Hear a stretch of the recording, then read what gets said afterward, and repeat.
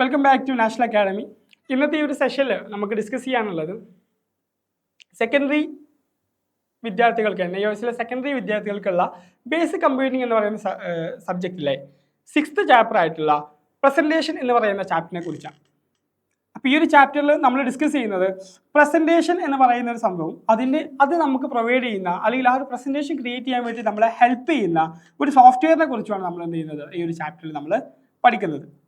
Okay, അപ്പോൾ presentations എന്ന് പറഞ്ഞാൽ എന്താണ്? പ്രസന്റേഷൻ നമ്മൾ നോർമലി നമ്മൾ അതിനെ അവതരണം എന്ന് പറയുന്നത്, കാരണം ഡയറക്റ്റ് മലയാളം മീനിങ് അവതരണം എന്നാണ് അല്ലേ. നമ്മളൊരു പ്രത്യേക കാര്യങ്ങൾ അല്ലെങ്കിൽ ഒരു ടോപ്പിക്കുകളെ നമ്മൾ എക്സ്പ്ലെയിൻ ചെയ്ത് കൊടുക്കാൻ നമ്മൾ വീഡിയോസ് ഒക്കെ ഉപയോഗിക്കാറുണ്ട് അല്ലേ. വീഡിയോസിലൊക്കെ നമ്മളിട്ട് കാണിച്ചു കൊടുക്കാറുണ്ട്. സോ അതിനേക്കാളും ഒരു പ്രാധാന്യമുള്ള അല്ലെങ്കിൽ വാഡായിട്ട് ഉപയോഗിക്കുന്ന മറ്റൊരു മാർഗ്ഗം കൂടിയാണ് ഈ പ്രസന്റേഷൻ എന്ന് പറഞ്ഞാൽ അവതരണം എന്ന് പറയുന്നത്. അതായത് നമ്മളൊരു കാര്യം അവതരിപ്പിക്കണമെങ്കിൽ നമ്മൾ എന്ത് ചെയ്യും, നമ്മൾ അതിൻ്റെ ഫോട്ടോകളും അതുപോലെ തന്നെ അതിന് റിലേറ്റഡ് ആയിട്ടുള്ള എഴുത്തുകളൊക്കെ നമ്മൾ കൂട്ടിച്ചേർത്തിട്ട് ഓരോ സംവിധാനങ്ങൾ ക്രിയേറ്റ് ചെയ്തിട്ടാണ് നമ്മൾ എന്ത് ചെയ്യുക, കാണിക്കുക. അതുപോലെ തന്നെ വീഡിയോസ് ഒക്കെ അതിലുണ്ടായിരിക്കും അല്ലേ. അപ്പോൾ ആ ഒരു സംവിധാനമാണ് നമ്മൾ പൊതുവെ അവതരണം എന്നൊക്കെ പറയുന്നത്. നമ്മളൊരു ടോപ്പിക് കിട്ടിക്കഴിഞ്ഞാൽ അതിനെക്കുറിച്ച് നമ്മൾ എക്സ്പ്ലെയിൻ ചെയ്ത് പറഞ്ഞു കൊടുക്കുകയാണ് ചെയ്യുന്നത്. അപ്പോൾ അതുപോലത്തെ ഒരു സംവിധാനം നമുക്ക് ഡിജിറ്റലി ക്രിയേറ്റ് ചെയ്യാൻ വേണ്ടിയിട്ട് നമ്മൾ ഹെൽപ്പ് ചെയ്യുന്ന ഒരു സോഫ്റ്റ്വെയറിനെ കുറിച്ചാണ് നമ്മൾ ഈ ഒരു ചാപ്റ്റർ ഡിസ്കസ് ചെയ്യുന്നത്. ആ സോഫ്റ്റ്വെയറിൻ്റെ പേരാണ് മൈക്രോസോഫ്റ്റ് പവർപോയിന്റ് പ്രസന്റേഷൻ എന്ന് പറയുന്ന software. Microsoft PowerPoint presentation. So ആ പവർപോയിന്റ് പ്രസന്റേഷനെ കുറിച്ചാണ് നമ്മൾ ഈ ചാപ്റ്ററിൽ ഡിസ്കസ് ചെയ്യുന്നത്. ഓക്കെ, സോ നമ്മൾ ആക്സസിനെ കുറിച്ച് മൈക്രോസോഫ്റ്റ് ആക്സസിനെ കുറിച്ച് നമ്മൾ ഡിസ്കസ് ചെയ്ത് കഴിഞ്ഞു. ഇനി ഈ ഒരു ചാപ്റ്ററിൽ നമ്മൾ ഡിസ്കസ് ചെയ്യുന്ന രണ്ടാമത്തെ സോഫ്റ്റ്വെയർ ആണ് മൈക്രോസോഫ്റ്റിന്റെ പവർ പോയിന്റ് പ്രസന്റേഷൻ എന്ന് പറയുന്ന സോഫ്റ്റ്വെയർ. ഈ സോഫ്റ്റ്വെയർ നമ്മൾ ഉപയോഗിക്കുന്നത് നമ്മൾ പ്രസന്റേഷൻസ് ക്രിയേറ്റ് ചെയ്യാൻ, അവതരണങ്ങൾ ക്രിയേറ്റ് ചെയ്യാൻ വേണ്ടിയിട്ടാണ് നമ്മൾ എന്ത് ചെയ്യുന്നത്, പ്രസന്റേഷൻസ് ഉപയോഗിക്കുന്നത്. ഒരുപാട് മേഖലകൾ, ഇനിയിപ്പോൾ ബിസിനസ് മേഖല ആയിക്കോട്ടെ അല്ലെങ്കിൽ ടീച്ചിങ് മേഖല ആയിക്കോട്ടെ, മറ്റേത് മേഖലയാണെങ്കിലും ഇപ്പോൾ ഞാൻ ഉപയോഗിക്കുന്നത് ഒരു പവർ പോയിന്റ് പ്രസന്റേഷനാണ്. ഓക്കെ, അപ്പോൾ ഏത് മേഖലയാണേലും അതിലൊക്കെ ഏറ്റവും യൂസ്ഫുൾ ആയിട്ടുള്ള ഒരു പ്രസന്റേഷൻ സോഫ്റ്റ്വെയർ ആണ് എന്ത്, പവർ പോയിന്റ് പ്രസന്റേഷൻ എന്ന് പറയുന്നത്. ഓക്കെ, നമുക്ക് ചാപ്റ്ററിലോട്ട് കിടക്കാം. അപ്പോൾ power point presentation, what is Microsoft power point presentation എന്ന് പറയുന്നുണ്ട്. Presentation software Microsoft PowerPoint is a powerful presentation software that allows user to create engaging slideshows, incorporating text, images, animation and multimedia elements എന്നാണ്. അതായത് നമുക്ക് ഈ ഒരു multimedia എലിമെന്റ്സും images എല്ലാം കൂടി ചേർത്ത് നമുക്ക് ഒരു സ്ലൈഡ് ഷോ രൂപത്തിൽ തയ്യാറാക്കാൻ പറ്റുന്ന ഒരു പ്രസന്റേഷൻ സോഫ്റ്റ്വെയർ ആണ് എന്ത്, മൈക്രോസോഫ്റ്റ് പവർ പോയിന്റ് പ്രസന്റേഷൻ എന്ന് പറയുന്നത്.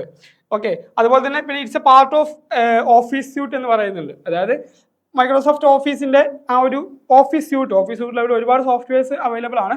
അതിൽ പെടുന്ന ഒരു സംവിധാനമാണ് പവർ പോയിന്റ് പ്രസന്റേഷൻ എന്ന് പറയുന്നുണ്ട്. അതുപോലെ തന്നെ അവൈലബിൾ ആണ് മൾട്ടിപ്പിൾ പ്ലാറ്റ്ഫോംസ് ആണ്. പവർ പോയിന്റ് പ്രസന്റേഷൻ നമുക്ക് മൾട്ടിപ്പിൾ പ്ലാറ്റ്ഫോംസിൽ അവൈലബിൾ ആണ്. അതായത് മൊബൈൽ പ്ലാറ്റ്ഫോമിലായിക്കോട്ടെ അല്ലെങ്കിൽ കമ്പ്യൂട്ടേഴ്സിലായിക്കോട്ടെ, മാക്ക്, വിൻഡോസ് ഏതിലായിക്കോട്ടെ, നമുക്ക് ഏതിലെന്താണ് ഈ മൈക്രോസോഫ്റ്റിന്റെ ഈ ഒരു പവർ പോയിന്റ് പ്രസന്റേഷൻ നമുക്ക് അവൈലബിൾ ആണ്. ഓക്കെ, നെക്സ്റ്റ് പറയുന്നത് key features of PowerPoint presentation. അതിൽ ഫസ്റ്റ് പ്രധാനപ്പെട്ടാണ് സ്ലൈഡ് ക്രിയേഷൻ ആണ്. നമ്മൾ പവർ പോയിന്റ് പ്രസന്റേഷനിൽ നമ്മൾ സ്ലൈഡുകളാണ് ഉപയോഗിക്കുന്നത് അല്ലേ. നമ്മൾ എങ്ങനെയായിരുന്നു മൈക്രോസോഫ്റ്റ് വേർഡിൽ നമ്മൾ ഒരു ഡോക്യുമെന്റ് ടൈപ്പിലായിരുന്നു നമ്മൾ ചെയ്തിട്ടുണ്ടായിരുന്നത്. മൈക്രോസോഫ്റ്റിന്റെ എക്സലിൽ നമ്മൾ ഓരോ ഷീറ്റുകളായിരുന്നു. മൈക്രോസോഫ്റ്റിന്റെ പവർ പോയിന്റ് പ്രസന്റേഷനിൽ നമ്മൾ ചെയ്യുന്നത് എന്താണ്, നമ്മൾ സ്ലൈഡ് ക്രിയേഷൻ ആണ് നടത്തുന്നത്. സ്ലൈഡുകളാണ് നമ്മൾ എന്ത് ചെയ്യുന്നത്, ക്രിയേറ്റ് ചെയ്യുന്നത്. അതുപോലെ തന്നെ ഈ സ്ലൈഡുകളിലാണ് ഓരോ സ്ലൈഡിനും ഓരോ ധർമ്മം ഉണ്ടായിരിക്കും, ഓരോ പ്രത്യേകത ഉണ്ടായിരിക്കും, ഓരോ രീതിയിലുള്ള സ്ലൈഡുകളായിരിക്കും. അതിൽ നമ്മൾ എന്ത് ചെയ്യുക, നമുക്ക് ആവശ്യമുള്ള ഡാറ്റകൾ നമ്മൾ ഇതിലോട്ട് എൻ്റർ ചെയ്യുകയാണ് ചെയ്യുന്നത്. നെക്സ്റ്റ് മൾട്ടിമീഡിയ ഇൻറ്റഗ്രേഷൻ ആണ്. മൾട്ടിമീഡിയ ഓഡിയോസ്, ഫോട്ടോ, വീഡിയോസ് ഒക്കെ നമുക്ക് ആഡ് ചെയ്യാൻ പറ്റും. കൊളാബറേഷൻ ആൻഡ് ഷെയറിംഗ് ആണ്. റിയൽ ടൈം കൊളാബറേഷൻ ഷെയറിംഗ് നമുക്ക് അതിൽ അവൈലബിൾ ആണ്. നെക്സ്റ്റ് പ്രസന്റേഷൻ ടൂൾസ് ആണ്. അതായത് പ്രസന്റേഷന് വേണ്ടിയിട്ടുള്ള ഏറ്റവും അഡ്വാൻസ്ഡ് ആയിട്ടുള്ള ടൂൾസ് എന്താണ് നമുക്ക് ഈ ഒരു പവർ പോയിന്റ് പ്രസന്റേഷൻ നമുക്ക് അവൈലബിൾ ആണെന്ന് പറയുന്നത്. ഓക്കെ, നെക്സ്റ്റ് ഒരു പുതിയ പ്രസന്റേഷൻ നമ്മൾ ക്രിയേറ്റ് ചെയ്യുന്ന സമയത്ത് അതിലൊരു സിമ്പിൾ സ്റ്റെപ്പ് എന്ന് പറയുന്നത് എന്താണ്, ഒരു ഫയലിൽ പോയിട്ട് നമ്മൾ ന്യൂ എന്ന് പറയുന്ന ഒരു സ്ലൈഡ് ക്ലിക്ക് ചെയ്യുകയാണ്. അതിനുശേഷം നമുക്ക് ഇഷ്ടമുള്ള ടെംപ്ലേറ്റുകൾ, ഈ ടെംപ്ലേറ്റുകൾ എന്ന് പറഞ്ഞു കഴിഞ്ഞാൽ അതിൽ ഓൾറെഡി പ്രീസെറ്റ് ടെംപ്ലേറ്റുകൾ ഉണ്ടാകും, ഓരോ കളറിലായിട്ടും ഓരോ ചിത്രങ്ങളിലായിട്ടും. ഇപ്പോൾ നിങ്ങൾക്ക് ഇതിൻ്റെ ഒരു ബാക്ക്ഗ്രൗണ്ട് കാണുകയാണെന്നുണ്ടെങ്കിൽ ഒരു ബ്ലാക്ക് പ്ലസ് ബ്ലൂ ഒക്കെ ആയിട്ടുള്ള ഒരു ബാക്ക്ഗ്രൗണ്ട് ആണ്. അപ്പോൾ ഇതിൻ്റെ നോർമൽ ടെംപ്ലേറ്റ് എന്ന് പറയുന്നത് ബാക്ക്ഗ്രൗണ്ട് വൈറ്റ് ഒക്കെ ആയിരിക്കും, സിംപ്ലി വൈറ്റ് ആയിരിക്കും, നമുക്കത് ക്രിയേറ്റ് ചെയ്യാം. അപ്പോൾ ഇത് ഞാൻ ക്രിയേറ്റ് ചെയ്തൊരു സാധനമാണ്. ഓക്കെ, അപ്പോൾ ഇതിൻ്റെ ഈ ഒരു ടെംപ്ലേറ്റിൽ ഇനിയിപ്പോൾ എല്ലാ സ്ലൈഡിലും എന്തായിരിക്കും, ഈ രൂപത്തിലായിരിക്കും ഉണ്ടായിരിക്കും. അപ്പോൾ ഇതൊക്കെയാണ് ഈ ഒരു ബാക്ക്ഗ്രൗണ്ടിൽ കാണുന്ന ഭാഗത്ത് നമ്മൾ ടെംപ്ലേറ്റുകൾ എന്നൊക്കെ വിളിക്കുന്നത്. ഓക്കെ, അപ്പോൾ നമുക്ക് പല രൂപത്തിൽ നമുക്ക് ഡിസൈൻ ചെയ്ത് നമുക്ക് ചെയ്യാം. നെക്സ്റ്റ് കസ്റ്റമൈസ് ആണ്. നമ്മൾ എന്ത് ചെയ്യും, നമുക്ക് അതിൻ്റെ ലേഔട്ടുകളും മറ്റു കാര്യങ്ങളൊക്കെ കസ്റ്റമൈസ് ചെയ്തിട്ട് നമുക്ക് ഏത് രൂപത്തിലാണോ വേണ്ടത് ആ രൂപത്തിൽ നമുക്ക് ടെക്സ്റ്റുകളൊക്കെ ആഡ് ചെയ്തിട്ട് ആ രൂപത്തിൽ നമുക്ക് എന്ത് ചെയ്യാൻ പറ്റും, സ്ലൈഡ് ഷോ ക്രിയേറ്റ് ചെയ്യാൻ പറ്റും, അല്ലെങ്കിൽ പവർ പോയിന്റ് ക്രിയേറ്റ് ചെയ്യാൻ പറ്റും എന്നാണ് പറയുന്നത്. ഓക്കെ, ഇതാണ് സ്ലൈഡ് ഡിസൈൻ ആൻഡ് ലേഔട്ട് എന്ന് പറഞ്ഞിട്ട് ഓക്കെ, ഈ രൂപത്തിലുള്ള ലൈറ്റുകളൊക്കെ നമുക്ക് എന്ത് ചെയ്യാൻ പറ്റും, ഈ ഒരു കാര്യത്തിൽ നമുക്ക് ക്രിയേറ്റ് ചെയ്യാൻ പറ്റുമെന്നാണ് പറയുന്നത്. PowerPoint offers variety of slide layouts and design templates to help you create visually appealing and well structured presentations. വളരെ അതായത് നമുക്ക് ഇതിൻ്റെയൊക്കെ ഒരു ഇത് ഡിഫറെൻറ്റ് ആവശ്യമുള്ളത് എന്താണെന്ന് വെച്ച് കഴിഞ്ഞാൽ, ഇത് ഓരോ മേഖലക്കനുസരിച്ച് നമുക്ക് സ്ലൈഡ് ഷോസ് ഒക്കെ മാറ്റേണ്ടി വരും.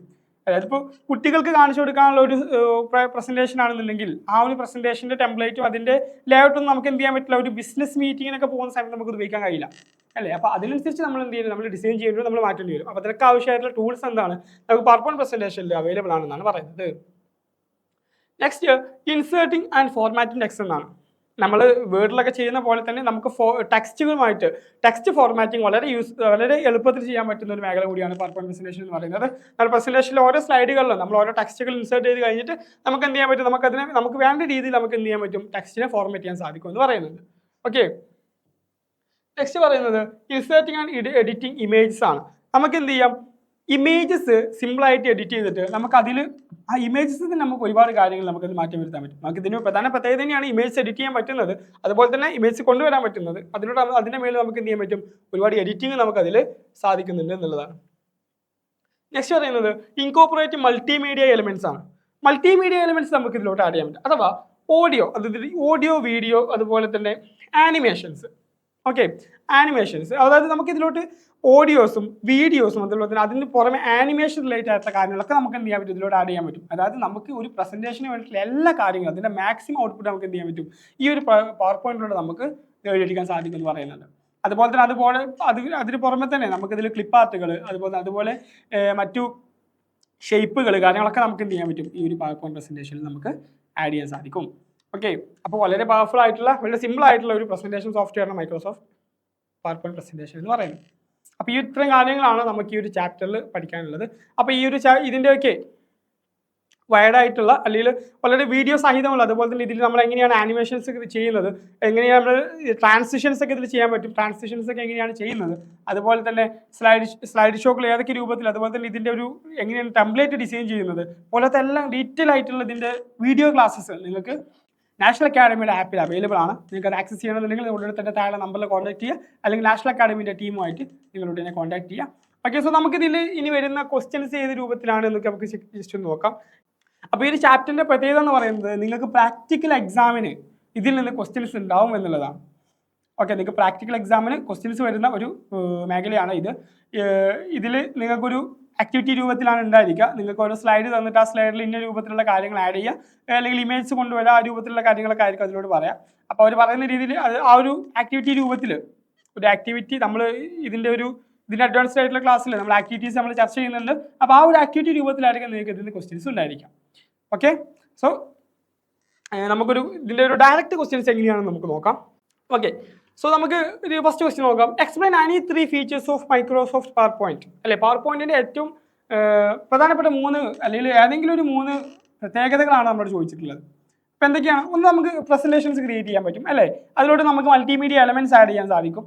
അതുപോലെ തന്നെ നമുക്കിതിൽ ടെക്സ്റ്റ് ഫോർമാറ്റിംഗ് എന്ന് പറയുന്ന ഫംഗ്ഷൻസ് നമുക്ക് അവൈലബിൾ ആണ് അല്ലേ. നമുക്ക് ഒരുപാട് ഫീച്ചേഴ്സ് ഉണ്ട്. സോ നമുക്ക് ജസ്റ്റ് ഇതൊന്നും ഇതിൻ്റെ പ്രത്യേകത എന്ന് പറഞ്ഞാൽ ഇത് നമുക്ക് കാണാതെ പഠിക്കേണ്ട ആവശ്യമില്ല. ഇതൊക്കെ നമുക്ക് ജസ്റ്റ് ഒന്ന് തിങ്ക് ചെയ്താൽ തന്നെ കിട്ടുന്ന ഒരുപാട് കാര്യങ്ങൾ ഇതിലുണ്ട് എന്നുള്ളതാണ്. ഇതിൻ്റെ ക്വസ്റ്റ്യൻസ് ഇങ്ങനത്തെ സോഫ്റ്റ്വെയർസിൻ്റെ ക്വസ്റ്റ്യൻസ് ഒക്കെ നമുക്ക് അങ്ങനെയാണ്.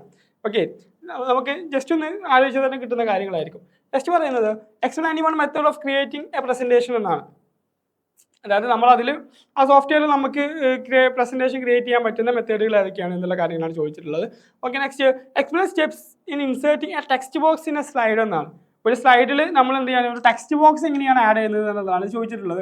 അപ്പോൾ ഇതിൽ നിങ്ങൾ സ്റ്റെപ്പ് ബൈ സ്റ്റെപ്പ് ആയിട്ട് എഴുതി വെക്കേണ്ടി വരും. അപ്പോൾ സ്റ്റെപ്പ് ചെയ്യുന്ന സമയത്ത് നിങ്ങൾ എന്ത് ചെയ്യാം, ആ ഒരു സോഫ്റ്റ്വെയർ ഓപ്പൺ ചെയ്യുന്ന മുതലുള്ള സ്റ്റെപ്പുകൾ കൊടുക്കുക. അതായത് നമ്മൾ സ്റ്റാർട്ട് ബട്ടൺ ക്ലിക്ക് ചെയ്യുന്നു, ശേഷം മൈക്രോസോഫ്റ്റ് ഓഫീസിൽ PowerPoint പ്രസന്റേഷൻ, ശേഷം നമ്മൾ എന്താണ് സ്ലൈഡുകൾ ഓപ്പൺ ചെയ്യുന്നത്, അത് ഫയലിൽ ന്യൂ എന്ന് പറയുന്ന ഒരു സ്ലൈഡ് ഓപ്പൺ ചെയ്യുന്നു.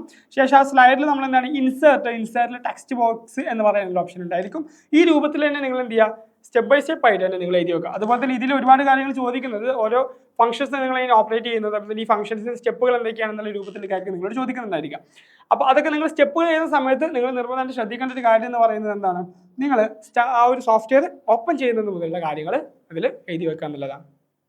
ഓക്കെ, പിന്നീട് ഇനി ഇതിൽ വരുന്ന മറ്റൊരു ക്വസ്റ്റ്യൻ ടൈപ്പ് എന്ന് പറയുന്നത് MCQ level questions, MCQ type questions ആണ്. ഓക്കെ, അതായത് അതുപോലെ തന്നെ fill in the blank questions. ഇതിൻ്റെയൊക്കെ ഒരു 2-3 ക്വസ്റ്റ്യൻസ് ആണ് നമുക്ക് ഈ ഒരു ചാപ്റ്ററിൽ നിന്ന് ഉണ്ടായിരിക്കുക. ഓക്കെ, അപ്പോൾ ഇതിൻ്റെയൊക്കെ ഒരു ക്വസ്റ്റ്യൻ ബാങ്ക് പോലെ തന്നെ നമ്മൾ നാഷണൽ അക്കാഡമി നിങ്ങൾക്ക് പ്രൊവൈഡ് ചെയ്യുന്നുണ്ട്. അതുപോലെ തന്നെ ഇതിൻ്റെയൊക്കെ ഒരു ഷോർട്ട് നോട്ടുകളും നിങ്ങൾക്ക് അവൈലബിൾ ആണ്. അപ്പോൾ ഇതൊക്കെ ആക്സസ് ചെയ്യണമെന്നുണ്ടെങ്കിൽ നിങ്ങൾ എന്ത് ചെയ്യുക, ഞാൻ പറഞ്ഞ പോലെ നമ്മൾ നാഷണൽ അക്കാഡമി ടീമുമായിട്ട് നിങ്ങൾ കോൺടാക്ട് ചെയ്യാം. ഓക്കെ, അപ്പോൾ ഇത്രയും കാര്യങ്ങളാണ് നമുക്ക് ഈ ഒരു ചാപ്റ്ററിൽ ഡിസ്കസ് ചെയ്യാനുള്ളത്. അടുത്ത വീഡിയോയിൽ നമുക്ക് വീണ്ടും കാണാം. Okay, thank you.